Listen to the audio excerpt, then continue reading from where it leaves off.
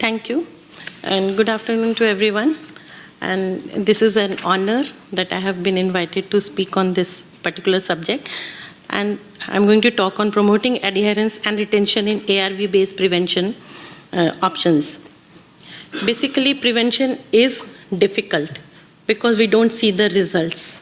If we are sick, we take treatment, we see the results, but for prevention, it's long-term. So for a lay person, it's a difficult thing, and that's why we are here talking about how to deal with the challenge of adherence and retention. Basically, my presentation would be I would be talking about definition of the adherence, measuring adherence, issues around adherence, and then I would like to talk about adherence framework, in which individual, product, provider, and the community will be the part of it. Then lessons learned from treatment adherence, because we do not know much about prevention adherence, but we do know a lot about treatment adherence.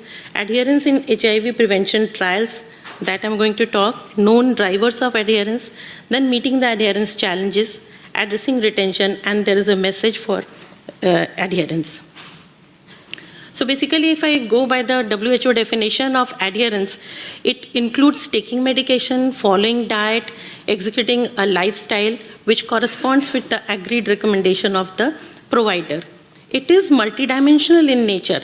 It is an interplay of participant behavior, adverse effect profiles, patient fatigue, integration of therapy in the routine of the daily living.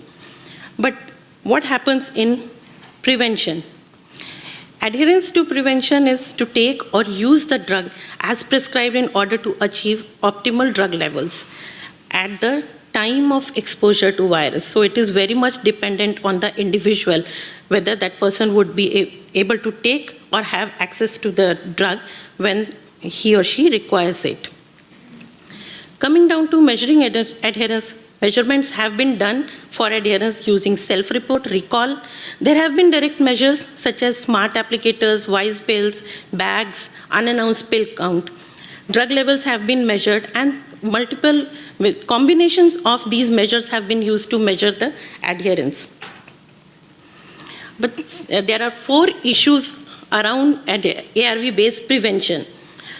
The first thing that I want to talk about is how do we ensure that the drug or the product is available? Because I just now talked, it would rely mostly on the self-directed use. So whenever a person requires, how would he or she use it? Who would be the potential users? So adherence will be influenced by the kind of target audience. And in real life scenarios, how would PrEP products be positioned? Will it be HIV or HIV STI or pregnancy? So I'm talking about multiple prevention technologies also. And how do we promote adherence in interventions, which Dr. Karim also talked about, is in non-therapeutic conditions. When there is no symptoms, when I have no sickness, why would I use any drug? And that's going to be a challenge. So if I think about the framework of adherence, it includes individual, product, provider, community, and the overarching the things are environmental and economic issues. I'm going to talk about individual, product, provider, and community in this particular presentation. At the individual level, motivations for using the product is again perception of self-risk. So if I find I have some kind of risk, probably I'll be motivated. Then time when the product might be really required. For example, desire to conceive. And at that time, the person might be requiring PrEP. Is it convenient to incorporate into lifestyle? How would I take it? The timings, my work timings, my sleep timings, my privacy and all. Is the product empowering enough? So if it is woman-controlled, it could be empowering product. And what is the relationship dynamics within the partner setting? That would also influence the adherence. Then attitude and beliefs towards the product.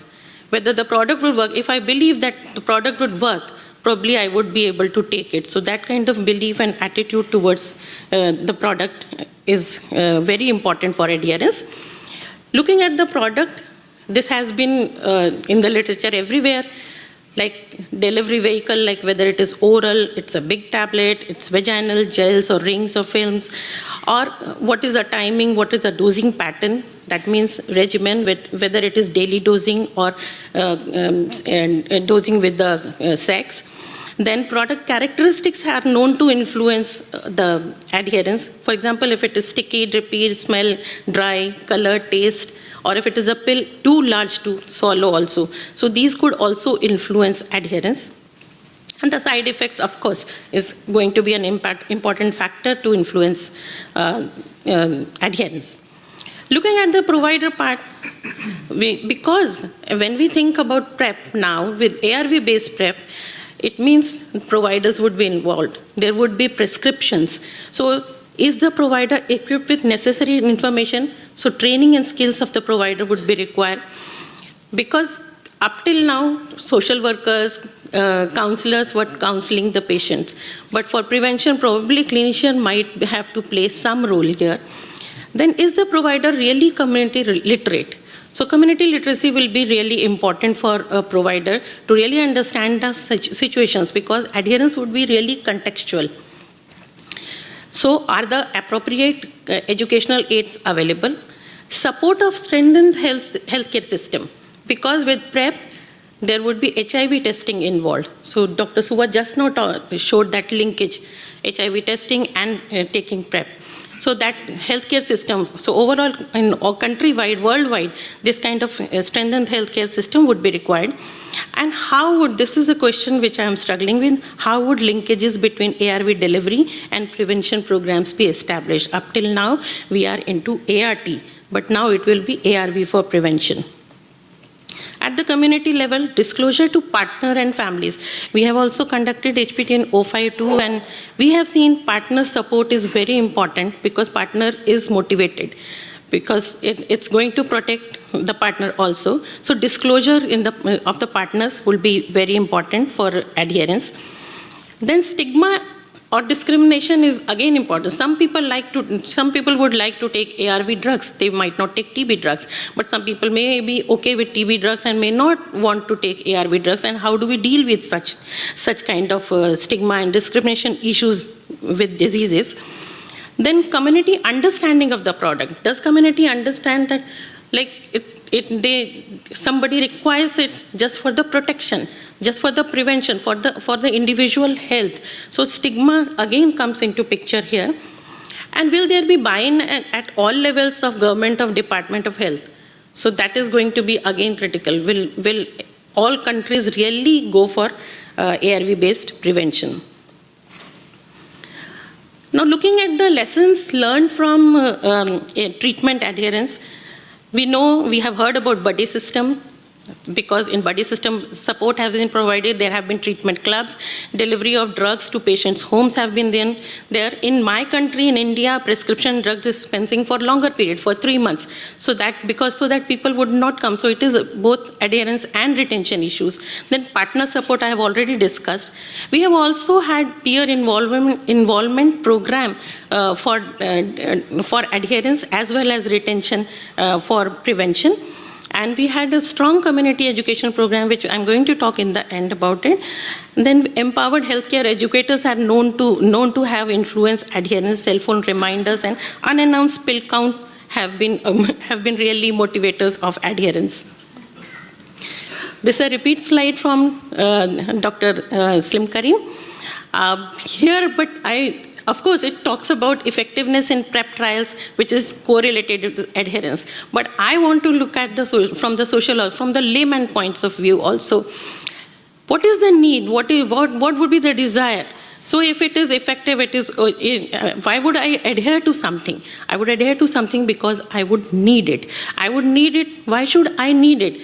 Maybe I am having sex every day. That is why I would need it, so I would go for daily dosing. But if I don't need it every day, then I would not go for daily dosing. So from social science point of view, I would look at this slide in that particular way. Then lessons we have learned from prevention trials, at least we have something. And major thing that we have to remember is respect the individual. No stereotyping, no being judgmental. Then identify barriers to adherence and help individual come up with the solution. So instead of calling defaulters and looking at them as punitively, instead of that, we need to come and sit with them and have solutions. And this is where I was talking about skills in the provider. Because you cannot be punitive to such people, otherwise people will not come. So if somebody comes and says he or she has not taken a particular drug, there's no need for them to feel guilty about it. We can find solution, we can talk with them, and then adherence would be enhanced. Product, this again I'm reinforcing, product must suit the individual's lifestyle. If sex is infrequent, then a daily dose may not suit the need. Encourage honesty. Again, here provider skill will